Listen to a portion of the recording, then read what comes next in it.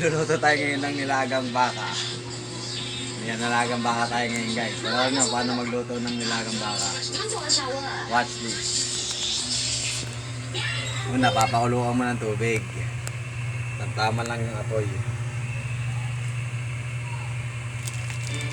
Sunod, lalagay mo na yung baka.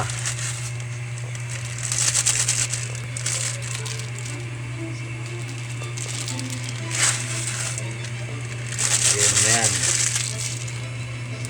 Tandaan lang at baka mapasok ka dyan.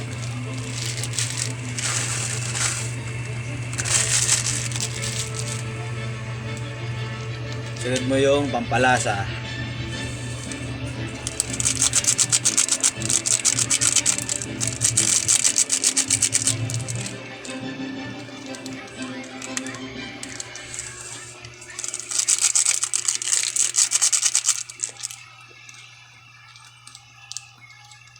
Last.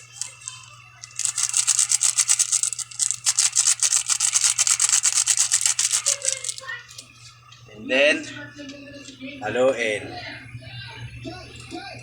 Kita nyo, sumisebo-sebo pa, no? Masebo talaga yung baka eh.